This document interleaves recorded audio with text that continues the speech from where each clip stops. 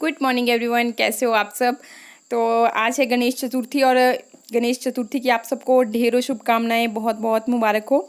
और हमारे यहाँ पे उतना ज़्यादा सेलिब्रेट किया नहीं जाता, तो बहुत ज़्यादा डीप में नॉलेज मुझे भी नहीं है कि किस तरह से क्या क्या करते होंगे। लेकिन हाँ, देखा है कि महाराष्ट्र साइड बहुत ज़्यादा अच्छी तरह से सेलिब्रेट किया जाता है। बप्पा आते हैं, कुछ दिन घर में रह के जाते हैं। तो बप्पा आप सबकी सारी मनोकामनाएं पूरी करें। और कुछ एक चीज़ें मैंने भी की हैं, अच्छा अच्छा खाना बनाया है, तो वो सब आपके साथ शेयर कर रही हूँ आगे। और इसने मुझे घोड़ा बना दिया है आज। बेटू मत करो, बेटे ऐसे मत करो वो घोड़ा बना रहा पापा को। नहीं बेटे, ऐसा नहीं करते हैं। वो नहीं घोड़ा बना दिया इसने पापा को।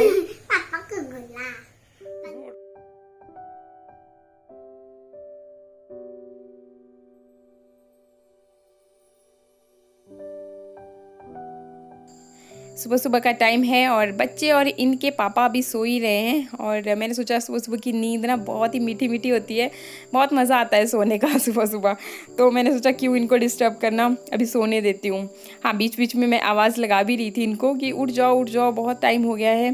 तो कभी शानू मिठू उठ रहे थे और कभी फिर से कि नहीं अभी सोना है। तो आजकल वैसे भी स्कूल तो जाते नहीं, इसलिए आराम से सोए रहते हैं। मैं भी बीच में डिस्टर्ब नहीं करती और चुपचाप अपने कामों में लगी रहती हूँ। तो काम मेरे ना सुबह से चालू तो हो जाते हैं, लेकिन एंड कब होने हैं कोई पता नहीं चलता, क्योंकि मैं भी शिफ्टों में ही काम करती हूँ। ऐसा नहीं है कि भाई अब एक काम से फ्री हो जाऊँगी फिर दूसरा। तो ये ना मैंने रात को ही, ये देखिए मलाई जो थी इकट्ठी, मलाई ही नहीं दही भी था साथ में, तो ये फिर मैंने घी बनाने के लिए लगा दिया मशीन में। बाकी आगे बताती हूँ कि कैसे बनाती हूँ फिर मैं इसका घी। और ये देखिए सिड्डू और बेड़ुआ मैं तैयार करने वाली हूँ। बेड़ुआ मतलब कि कचौरियाँ। तो ये रहा जी ईस्ट, और थोड़ा सा नमक मैंने आटे में डाला है, गेहूं का ही आटा लिया है। और ये देखिए ईस्ट मतलब जितना आपका आटा है उसके अकॉर्डिंग लिया जाता है। यहाँ पर मैं लगभग 1 चम्मच के करीब ये ले लिया है, क्योंकि आटा थोड़ा सा ज़्यादा लिया है। कुछ एक सिड्डू बनाऊंगी और कुछ एक मैं इसकी कचौरियाँ बनाऊंगी। तो गुनगुने पानी से ही हमें इसे गूंदना होता है। तो गुनगुने पानी से अगर आप गूंदते हो तो थोड़े ही टाइम में ये मतलब फूल के रेडी हो जाता है। तो थोड़ा सा पानी डाल के मैं, ताकि ये घुल जाए अच्छी तरह से। और ये देखिए ये ना रात को मैंने निकाल के रख दिया था फ्रिज में, तो अच्छी तरह से जम चुका है। और अभी सुबह मॉर्निंग में फिर, क्योंकि ये जो चीज़ें होती हैं जैसे दूध हो गया, ये घी हो गया, अगर हम अपनी आंखों के सामने नहीं रखते हैं ना तो फिर ये पक्का, मेरे साथ तो होता ही है, अगर थोड़ी सी देर के लिए बाहर गई तो दूध बिल्कुल बाहर आ जाएगा और फिर से सारी की सारी किचन की सफाई करनी पड़ती है। और घी के साथ भी ऐसा ही होता है। ये यहाँ पे मैंने इसमें थोड़े से मेथी के दाने ऐड किए, खुशबूदार होता है घी, और दूसरा चलता भी अच्छा है, दानेदार बनता है। इसके अलावा ये मैं मक्की छील रही हूँ, क्योंकि मैं जो है ना सिड्डू और बेड़ुआ के लिए मक्की और जो चने की दाल होती है उसकी स्टफिंग तैयार करने वाली हूँ। टिपिकली बात करें तो जो उड़द की दाल होती है धुली हुई वाइट कलर की, तो वो इसमें स्टफिंग में डाली जाती है। स्टफिंग आप अपने अकॉर्डिंग, क्योंकि कुछ एक जगहों पे इसकी अखरोट की भी करते हैं, तो अपने अकॉर्डिंग जो भी आपको सूटेबल लगे उस तरह से कर सकते हैं। तो ये मैंने ओवरनाइट भीगने के लिए डाल दी थी रात को ही, और सुबह मॉर्निंग में ही ये देखिए। अब इसके साथ ना पतिदेव का मतलब इच्छा थी कि आलू गोभी की सब्ज़ी बनाऊँ। गोभी 1-2 दिनों से लेके आए हुए थे और वो फ्रिज में ही पड़ी थी, तो मैंने सोचा चलिए आलू की रसीली सब्जी से बेटर है कि आलू गोभी की ही सब्ज़ी बना देते हैं इसके साथ। तो बस उसी में तड़का, पूरा रेसिपी तो नहीं शेयर की, और बस ये ऐसे जैसे यूजुअली मैं तड़का बनाती हूँ उसी तरह से। इसके अलावा देखिए ये जो दाल मैंने डाली थी भीगने के लिए, उसको मिक्सर जार में अच्छी तरह से पीस लिया। ग्राइंड करने के बाद अभी देखिए ये अदरक लहसुन का पेस्ट, जो कि मैंने ग्रेटर की हेल्प से ही ग्रेट कर लिया, मतलब मिक्सर जार में नहीं पीसा, वैसे भी आप कर सकते हो लेकिन इस तरह से भी अच्छा रहता है। और ये हरी मिर्च, इसके अलावा मसाले आप अपने अकॉर्डिंग जो भी चाहें वो इसमें ऐड कीजिए, जैसे जीरा पाउडर, धनिया पाउडर, मिक्स मसाला, लाल मिर्च डाल दीजिए। जो MDH वाला मसाला होता है काफ़ी अच्छी खुशबू आती है उससे भी। और साथ में नमक वगैरह टेस्ट के अकॉर्डिंग ये सब चीज़ें इसमें मैंने ऐड कर ली। साथ में आंवला पाउडर भी मैं थोड़ा सा ज़रूर डालती हूँ कि अगर हल्की सी खटास हो तो वो भी अच्छी लगती है। तो आप अगर ना हो तो उसकी जगह पे नींबू का रस या फिर आमचूर पाउडर कुछ भी डाल सकते हो। फिर अच्छी तरह से मिक्स करने के बाद ये देखिए आटा मैंने गूंद के रेडी कर दिया था पहले ही, और लगभग आधे से 1 घंटा लग जाता है इसको। मतलब आटा जब आपका डबल हो जाता है तो समझ लीजिए कि प्रिपेयर हो चुका है। तो बस अभी ये देखिए इस तरह से, कुछ एक लोग तो काफ़ी बड़ा बड़ा गोला लेते हैं, लेकिन मैं थोड़ा मीडियोकर ही साइज़ के ले रही हूँ। और ये देखिए बस इस तरह से आपको एक गड्ढा जैसा तैयार करना है आटे में, और फिर ये जो हमने स्टफिंग तैयार की है इसको अच्छी तरह से फैला करके लगा लीजिए, और इसके बाद अच्छी तरह से इसको क्लोज़ कर लीजिए। और अब कुछ भी नहीं करना, बस यूँ थोड़ा सा कर लीजिए ताकि ये जो स्टफिंग है अच्छी तरह से सारे इसमें आटे में चली जाए। तो बस ऐसा ही मैंने यहाँ पे किया। और ये देखिए अब मैंने इसको डाल दिया जी स्टीमर में। स्टीमर को पहले मैंने ऑयल से चिकना कर लिया था, और बस अभी जो बाकी बच गया आटा, इसकी मैं बना रही हूँ बेड़ुआ, मतलब कि कचौरियाँ। तो कचौरियाँ बनाने का तरीका फिर से सेम वही है। वैसे ये दोनों ही रेसिपीज़ मैं आपके साथ पहले भी शेयर कर चुकी हूँ, और चलिए आज फिर से बना रही थी तो एक बार फिर से। तो अगेन वैसे ही जैसे कि हमने अभी सिड्डू में स्टफिंग की, लेकिन कचौरियों का ये है कि आप इसको थोड़ा सा बड़ा कर सकते हो। थोड़ा क्या, जितना आप चाहें उतना बड़ा आप इसको कर सकते हो। तो ये देखिए अंगूठे की हेल्प से और हाथ की हेल्प से ही थोड़ा थोड़ा उंगलियों की हेल्प से दबाते हुए इसको मैं बड़ा करती जाऊंगी। और बाकी रही गुजरी कसर जो है उसको आप इस तरह से, जैसे हम चांद करते हैं ना चपातियों की, उसी तरह से सेम जितना फिर आप बड़ा चाहते हो उतना आप इसे कर सकते हो। और ये देखिए अभी जी हमारी कचौरियाँ रेडी हैं। और बीच में अगर आपको लगे कि कहीं से आपकी दाल निकल गई है, हो जाता है क्योंकि बरसात का टाइम है, नमक डालते ही ये बिल्कुल एकदम बाहर को निकलने लगती है, तो थोड़ा सा आटा आप उसमें पैच की फॉर्म में लगा सकते हो। तो ये देखिए अभी जी कचौरियाँ हमारी बन के रेडी हो रही हैं, और बस इसी तरह से फिर बाकी की कचौरियाँ मैं तैयार कर लूँगी। और सिड्डू जिनको खाने होंगे उनके लिए सिड्डू भी तैयार कर रखे हैं। तो ये देखिए जी सारी कचौरियाँ हमारी रेडी हो चुकी हैं। और इसके अलावा देखिए सिड्डू खाया जाता है मेनली घी के साथ। तो आज तो मैंने फ्रेश ही बनाया हुआ है घी, और इतनी खुशबू, मतलब पूरा किचन जो है ना महक रहा है घी की खुशबू से। तो बस फिर मतलब घी के साथ तो ना मज़ा ही आ जाएगा। तो ये रहे जी मेरे सिड्डू, ये देखिए काफ़ी अच्छी तरह से कुक हो चुके हैं। और इसको मैंने ना लगभग मीडियम से हाई फ्लेम पे इसे पकाना होता है, और लग जाते हैं मतलब 25 से 30 मिनट तो लग ही जाते हैं, तभी ये अच्छी तरह से अंदर से कुक हो जाता है। और बाकी रही, आपने पिछली बार लिखा था कि दाल को पहले फ्राई कर लेना चाहिए, तो इसमें ऐसा नहीं किया जाता, दाल को फ्राई नहीं करते, अच्छी तरह से कुक हो जाती है। और कचौरियाँ थोड़ी सी डीप फ्राई आप कर सकते हो, लेकिन ये बस इसका जायका होता ही कुछ ऐसा है, और टेस्टी होते हैं। ऐसा मत आप समझिए जैसे स्टफ्ड ब्रेड होते हैं ना, तो लाइक वाइज वैसे ही होते हैं कि हाँ ब्रेड में कोई चीज़ आपने स्टफिंग कर ली, तो सेम वैसा ही है, बस बोलने का तरीका है। और ये देखिए मतलब इस तरह से खूब घी आप इसमें डाल के सर्व कर सकते हो, चटनी वगैरह जो भी आपने खाना है। तो चलिए बस ये अभी मैं डैडी जी को देती हूँ भी कैसे कैसे बना, कैसा लगा खाना उनको। आज है जी फिर खा के देखो सिड्डू क्यों पा रहे हैं अंदर। आज गणेश चतुर्थी पे बनाया है ये सब कुछ। अच्छी बात है, बढ़िया है। आप बोलते हो ना बोले सारे फंक्शन सेलिब्रेट करने चाहिए, चाहे जहाँ मर्जी मनाए जाते हो, बस खाने के लिए अच्छी अच्छी डिश मिलनी चाहिए, तो इसलिए फिर ये बनाए। बढ़िया बढ़िया, अच्छा बना। इसके बाद भाई खूब सारी घी वाली चीज़ें खाने के बाद ना चाय पीने का मन कर जाता है, इसलिए हम खूब सारी चाय पीते हैं स्टील के गिलास में। तो बस वही लेके जा रही हूँ, और कुछ गपशप भी करते हैं आप लोगों के साथ। सिड्डू खाने चाय पियो, केड़ बने थे सिड्डू, बढ़िया बने हुए हैं,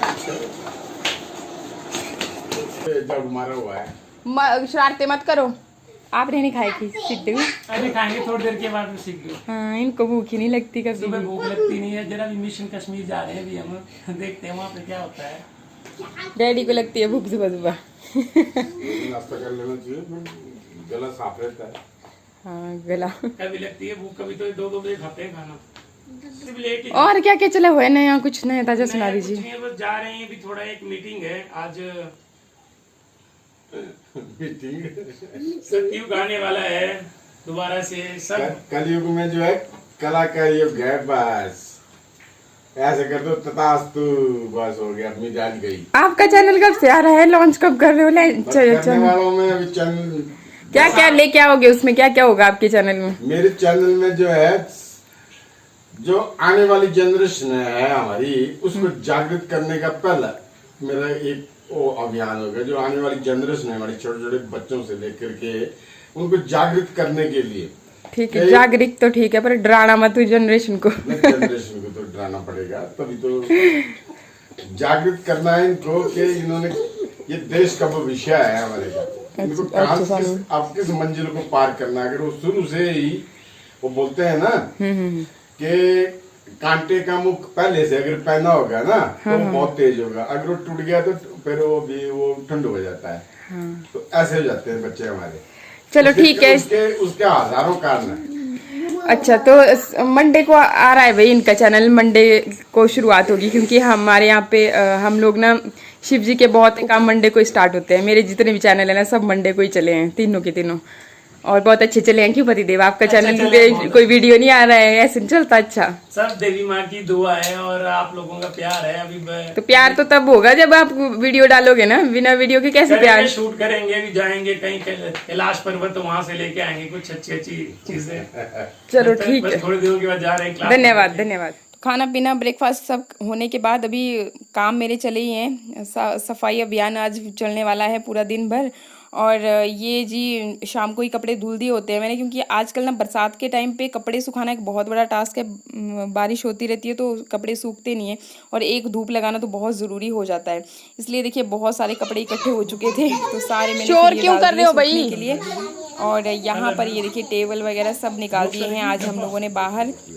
और फिर सारी चीज़ों की रिपेयर हो रही है, मतलब लकड़ी की चीज़ें, क्योंकि बरसात के टाइम पे लकड़ियाँ के अंदर एक टिड्डा जैसा घुस जाता है ना, वो फिर सारा कुरेद के पूरा आटा ही आटा कर देता है। तो ऐसा कुछ हो रहा था टेबल के साथ और बाहर गेट के पास, तो बस वही चीज़ आज हम बिल्कुल दुरुस्त करने वाले हैं। और बाकी चीज़ें भी, मतलब घर के अंदर बरसात के टाइम पे कुछ एक चीज़ें ख़राब हो जाती है, अगर उनको अलट पलट ना करते रहे तो बस वही काम आज हम पूरा दिन करने वाले हैं। ओ गोल चक्कर कहाँ लगा रहा है? तुझे भी चक्कर आ जाएंगे फिर। किसने डांटा था तुझे? नहीं बोल दे, डांटा था बिट्टू को। यहाँ इस पर बैठ कर चूतरों में बढ़ जाने दे, फिर निकाल तू तो बैठ जाना था जबरदस्ती। खराब हो गई है वो, देख खराब हो गई है। यहाँ बढ़ जाने दे, किसने निकालने दे? टांगों में घुस जाते, फिर क्या करता? तब गुस्से हुआ। और ये मुल्तानी मिट्टी है, और आज मैं मतलब मुल्तानी मिट्टी लगा रही हूँ इस पे, जहाँ पे ना इसको काट खाया है गुज्जू ने, वहाँ पे इसको भर रहे हैं मुल्तानी मिट्टी को। और कुछ है नहीं हमारे पास में भी बचा हुआ, तो हमने सोचा कि मुल्तानी मिट्टी का ही। और डैडी कर रहे हैं पेंट। आज चला है सफाई अभियान। मैं अपने कोटे की कर चुका हूँ, सबकी अलग अलग अपने काम बांटे होते हैं, इतनी देर करना है। और खुद खड़े हैं देखो। और ए रहत खाए आज मतलब ना सफाई अभियान चला हुआ है।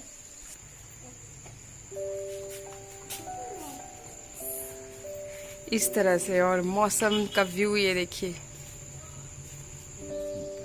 पानी में चिपका है ये, ठीक है, बारिश है चिपका है। तो ऐसा सफाई अभियान चला हुआ है जी हमारा। और फिर ये टास्क मतलब जो गेट को और लकड़ियों की रिपेयर करने का है, ये मिला हुआ है आज डैडी जी को, पतिदेव को, और बीच में मैंने भी इनकी हेल्प करवाई जहाँ जहाँ पे ज़रूरत पड़ी। और बाकी फिर मैं, क्योंकि मुझे तो बस देखना होता है पूरा, तो डीप क्लीनिंग यहाँ पे भी चली हुई है। यहाँ पे ना बच्चे बार बार पूरा दिन भर यहाँ ब्रश कर करके हालत ख़राब करके रखते हैं, तो दिन में 2-3 बार तो यहाँ पर भी मुझे पोछा करना ही पड़ता है। और ये देखिए उस दिन लेके आई थी मैं कपड़ा, और अभी तक मैं ये गद्दियों के लिए कवर नहीं बना पाई थी, तो बस उसी के लिए मैं काम कर रही थी यहाँ पे कि भाई आप करते रहो अपना काम, और मेरा ये काम फिर नहीं तो रह जाता है। और ना होता है ऐसा सही में, अगर आप ज़बरदस्ती किसी चीज़ के लिए टाइम निकाल देते हो तब तो वो हो जाता है, और अगर ऐसे सोचेंगे कि अभी कल करेंगे, परसों करेंगे, अच्छे से करेंगे, तो तब फिर रहता वो रह ही जाता है। और यही चीज़ मेरे साथ भी हो रही थी। काफ़ी दिन हो चुके हैं, शायद मैंने आपको दिखाया था जिस दिन ये लेके आई थी कपड़ा। कॉटन का ये कपड़ा है। कॉटन का ये होता है ना कि एक तो धुलने में भी इजी रहता है, और दूसरा देखने में भी ठीक रहता है। तो जब भी अगर ऐसे मैला वगैरह हो जाएगा, बच्चे हैं बार बार चढ़ते रहते हैं, पाँव भी लगाते रहते हैं, तो ख़राब हो जाता है। और अगर कवर ना चढ़ाती तो फिर तो ये, क्योंकि निकलने भी नहीं थे, इसलिए फिर कवर ज़रूरी हो गया था।